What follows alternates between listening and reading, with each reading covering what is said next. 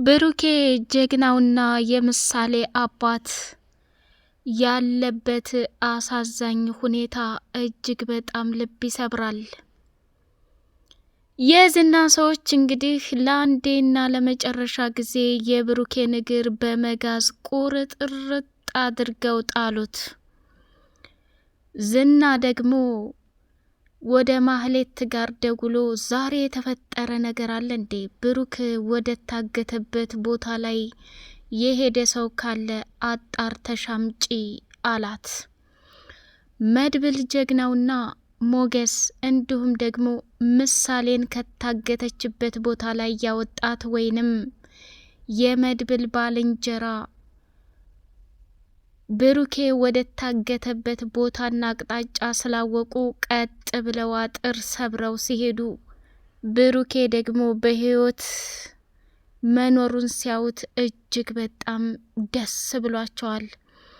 ዳጣ አንዳች የሚያክል እንጨት ወይንም ዱላ ይዛ ከመድብል ባለወዳጅ ጋራ የዝናን ሰዎች እየቀጠቀጡና እየደበደቡ ይገኛሉ።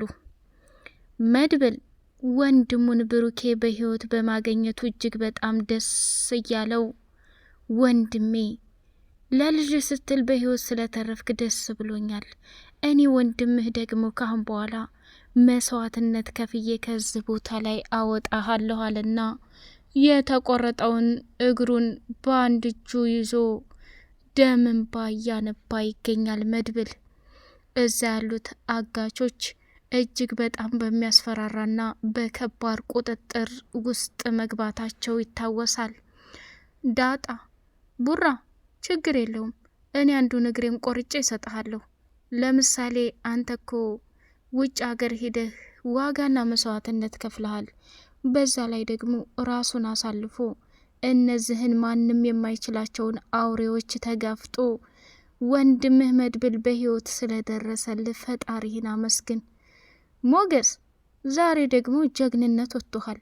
እስኪንካ ይህንን አንዳች የሚያክል እንጨት ያዝና የዝናን ሰዎች ተፋለማቸው፣ ተጋጠማቸው፣ ግጠማቸው እያለች መቧረቅ ጀመረች። ሀይ ዳጣ የድራማው ድምቀት። ምሳሌን እንግዲህ ከዛ ቦታ ላይ ያወጣት የመድብል ባልንጀራ እጅግ በጣም ቦክሰኛና ሮማቲክ የሚሰራ ሰው ነው። መካከል ላይ ገብቶ መድብል ወንድሙን ያየ ጊዜ ደካማ ጎኑ ስለሆነ እጅጉን በጣም እያለቀሰ ልቡ ተሰበረ። ወይኔ ወንድሜ፣ እኔ የህይወት ጉዳይ አንድም አያሳስበኝም። አንተ ለልጅህ ከተረፍክላት እነዚህን ሰዎች ደግሞ በህይወት እያሉ አቃጥላቸዋለሁ፣ እገላቸዋለሁኝ ብሎ ወሰነ። ዝና እንግዲህ አቶ ካሌብ ሞሴሳ ከዛ አካባቢ ስለሌለና ስለጠፋ መድብል እጅግ በጣም ደስ ብሎታል።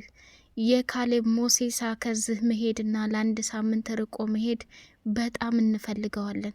በዚህ አንድ ሳምንት ውስጥ ወንድሜ ያለበትን ቦታ መንጥረን ገብተን ማውጣት አለብን ብሎ ወሰነ። ሞገስም ደግሞ መድብል አትፍራ፣ ከሶስት አንዳችን መስዋዕት መክፈል ያለብንን እንከፍላለን። ሞትም አይመጣም። ሁላችንም በሰላም ተሰብስበን እኔም ለጓደኛዬ ስል አንተም ለወንድምህ ስትል ያንተ ባልንጀራም ላንተ ሲል ብሩኬ ካለበት ሁኔታ እናወጣዋለን። ሁላችንም ቢሆን ያለምንም ማፈግፈግና ያለምንም ሚስጥር ማውጣት አንድ ላይ ተያይዘን በፍጥነት እንፈጽመዋለን ብለው ተስማሙ። ቃላቸውንም ተጨባበጡና ተፈራረሙ። ከዛ መድብል ተከተሉኝ፣ ሞትም ከመጣ መቀደም ያለብኝ እኔ ነኝ፣ እመኑኝ። ሞገስ ራስን ጠብቅ፣ ወዳጅም ራስን ጠብቅ።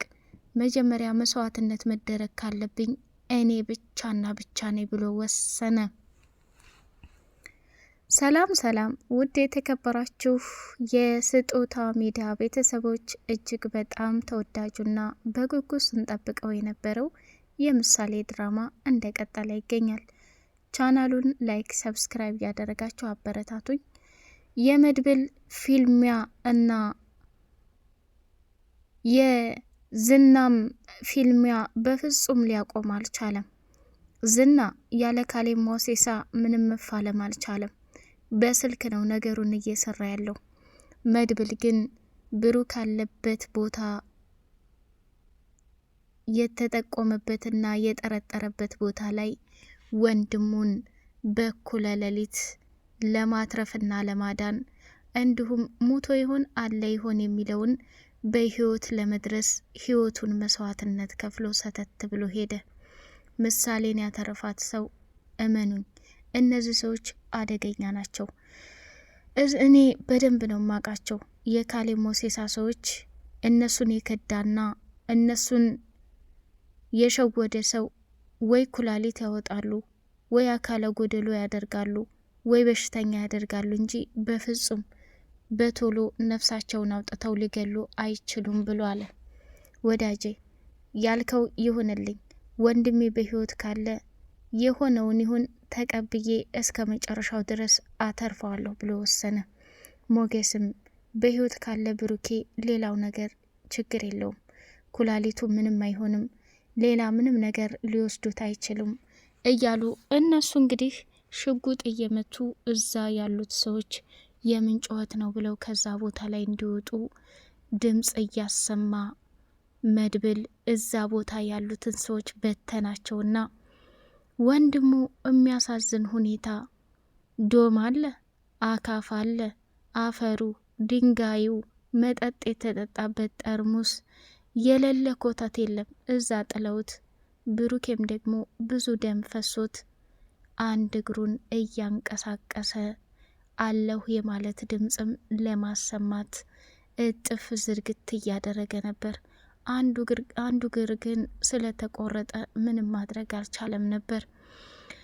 መድብል አለ የሚባለውን ክፍል ገንጥሎ ከገባ በኋላ ወንድሙ በህይወት እንዳለ ደም እንዲሁም ደግሞ የሰው ድምጽ ሲሰማ በጣም ደነገጠና ወንድሜማ በህይወት አለ፣ እዚህ ክፍል መግባት አለብኝ ብሎ ወሰነ። መድብል ሰተት ብሎ ሲገባ የወንድሙ እግር ተቆርጦ ሲያይ እንስፍስፍ ብሎ አለቀሰ። ዳጣ መድብል ማን ነው እንደዚህ ያደረገው ቡራን? ወይኔ ጉዴ! በዚህ በእንጨት ወገባቸውን ብዬ ነው ምገላቸው፣ ጠቁመኝማ እያለች መጎራት ጀመረች።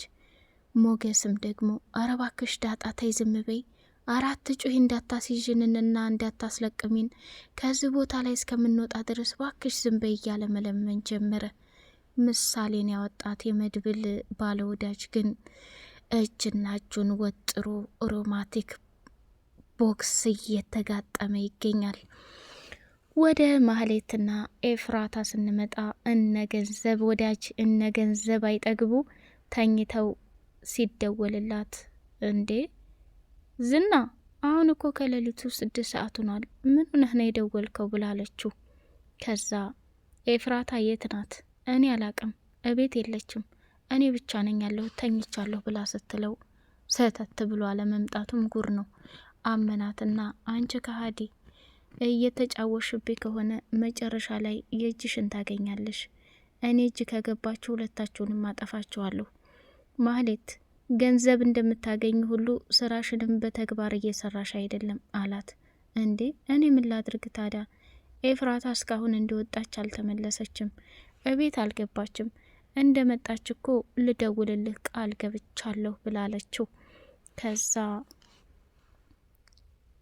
እነ መድብል የት እንዳሉ ታውቂያለሽ እንዴ አላት። እኔ ምን አሳወቀኝ ዝና፣ ደውለሽ የት እንዳሉ በአሁን ሰዓት ላይ ምን ላይ እንዳሉ አጣርተሽ ትጠይቅልኛለሽ አለ። ከዛ እኔ ለማን ደውዬ አጣርቼ ነግረሃለሁ፣ ማንስ ስልክ ያነሳልኛል? ተው እንጂ ዝና ብላለችው። ምን አንቺ መሀይም ስልኩን ዝጊው ብሎ በስድብ አጤሶ ተዋት ማለት ነው ማህሌትን። ኡፍ እንደው በቃ የሰው ልጅ በስነ ስርዓት ሳይናገር ማውራት አይችልም እንዴ? ምን አይነት ፈተና ነው? አረ በጣም ያሳዝናል እያለች በጣም ተናደደች ማህሌት። ኤፍራታ ካጠገቧ ተኝታለች። ስትነቃ ስሚ ኤፍራታ፣ ዝና ካገኘሽ አጥንትሽን ነው ቆርጥሞ የሚበላው። ስለዚህ ወደ ቤተ ክርስቲያን ወደ ማይታይ ቦታ ርቀሽ እንድትሄጂ እፈልጋለሁ። መቼም አይኔ እያየ አንቺን እህቴን አሳልፌ ልሰጥሽ አልችልም። ማህሌት በጣም ነው ማመሰግነው። እስካሁንም ድረስ ለገንዘብ ሲባል ብዙ ነገር ሆነናል። አሁን ላይ ግን እኔ መኖር እፈልጋለሁ። ዝና ቢያገኘኝ ምን እንደሚያደርገኝ ማሰብ አያቅትም። ድሮ ነበረ ይሄን ማድረግ የነበረብሽ፣ በጣም ተሳስተሻል ብላለቻት። ወደ ሞገስ ሚስት ወደ ሉላ ስንሄድ ሉላ እንግዲህ ጠበቃውን ገንዘቧ በቶሎ እንዲመለስላት አብረሽ እኔ ጋር ማደር አለብሽ፣ ጊዜ ማሳለፍ አለብሽ፣ በምደውልልሽ ስልክ ቀጥ ብለሽ ለአንድ ቀን ከኔ ጋር መተሽ ደስ የሚል ሌሊት ማሳለፍ እፈልጋለሁ ብሎ ቃል አስገብቷታል። ሞገስም ከመድብል ጋር እየሮጠ ስለ ሀብትና ንብረቱ መመለስ የሆነ ቦታም ሰጥቶት እንትን አላየው። ሞገስ እባክህ ጠበቃው ግን ምንም ደስ አይልም ብላ ስትለው ምን ነው በሙሉ አይኑ ተመለከተብኝ እንዴ? ሊሆን አይችልም ይሄማ ሉላዬ በጣም ጥሩ ሰውና መልካም ሰው ነው። ከአሁን በኋላ ምንም ሊያገናኘን አይችልም አይደል? እና ታዲያ ዛሬ ከነ መድብል ጋር ሂደህ ብሩኬን ለመፈለግና አለበት ቦታ ለማውጣት ልትሄድ ነው እያለች አለችው። አዎ ሉላዬ ዛሬ እኮ ትልቅ እቅር ነው። አንቺን ቤቱን ቆልፈሽ ተቀመጪ፣ እኛም ነገሩን በጊዜ ጨርሰን እንመለሳለን ብሏት ተሰናብቷት ሄደ። ወደ ቅድስትና ምሳሌ ስንመጣ ደግሞ ምሳሌ አባቷ ጋር ያሳለፈቻቸውን ትዝታዎች እያስታወሰች በትዝታ ደም እንባ እያነባች ትገኛለች። ቅድስት ደግሞ የማያልቀው ታሪኳንና ተረት እየነገረቻት ምሳሌ ካለችበት ሙድ ወይንም መጥፎ አስተሳሰብ እንድትወጣና አባቷን እንድትረሳው ለማድረግ ብዙ ነገር አደረገች። እኔ ምልሽ ቅድስት አባዬ የሚመጣው መቼ ነው? ሐሙስ ብላለቻት። ነገ እኮ ነው ሐሙስ ብላለች። እንዴ የዛኛው ማለቴ የዛኛው ሐሙስ ይመጣል፣ ግን አባቴ በህይወት አለ እንዴ? የተፈጠረ ነገር አለ እንዴ? እያለች መጠየቅ ጀመረች። ምሳሌ ምን ሆነሻል? አባትሽ እኮ እኔም ናፍቆኛል፣ ግን ሁላችንም በተስፋ መጠበቅ ነው ያለብን። እንደዛ አይነት ነገር አታስቢ ብላ አለቻት። ቅድስትም እቅፍ አድርጋት ምሳሌን አብረው ተኙ። መድብል ከመሄዱ በፊት ቅድስት መጅልስ ላይ ቁጭ ብላ ብሩክ በህይወት አለ እንዴ መድብል ብላ ስትለው በጣም እየተጨናነኩኝ ነው፣ እንደው የሱን ነገር ሰምተሃል ስትለው ቅድስት እኔ ቃል መግባት አልፈልግም፣ ግን ብሩኬ ያለበት ቦታ ላይ ጭምጫሜ ሰምተናል። ዛሬ ከሌሊቱ 6 ሰዓት ላይ ከወዳጆቼ ጋር ቀጠሮ አለኝ። እመኒ ብሩኬ በህይወት ካለ ቅድስት ላንች ነው የምድርልሽ። እኔ ደግሞ ታላቅ ወንድሙ ነኝ። ያዘዝኩትን እሺ ነው የሚለው። ግን አንድ ጥያቄ ልጠይቅሽ፣ ብሩኬን ትወጀዋለሽ እንዴ አለ። ማለት እንዴት ብላ ስትል ማለቴ አሁን እየከፈልሽው ያለው መስዋዕትነት፣ በፊትም ደግሞ እያደረግሽ ያለው መስዋዕትነት ቀላል ነገር አይደለም። ጋሼ በጣም ጥሩ ሰው ነው። ስሜቱን ለመግለጽ እንኳን የሚፈራ፣ ሲያዘኝ የሚያከብረኝ እጅግ በጣም ጥሩ ሰው ነው። በቃ እንደዛ ነገር ብላ ስትል ብሩኬ በህይወቱ ሴት አመራረጥ ማንንም ተሳስቶ አያውቅም። አንቺ ደግሞ የምትገቢው ለብሩኬ ብቻና ብቻ ነው። ብሩኬ ወንድሜ በህይወቱ የተሳሳተው ማህሌትን ሲመርጥ ብቻ ነው ብሎ አላት። ቅድስት ከምን ጊዜው በላይ ደስ አላትና እድርሻለሁ ስላላት ፈገግ አለች። መድብል ሁላችሁንም ይቅናችሁ፣ አሁንም አደራ ሰጥቻለሁ፣ ምሳሌን ጠብቂልኝ ብሎ ተሰናብቷት ሄደ። ውድ የስጦታ ሚዲያ ቤተሰቦች በቀጣይ ፓርት እስከምንገናኝ ድረስ አሰላሙ አሌይኩም ወራህመቱላሂ ወበረካቱሁ።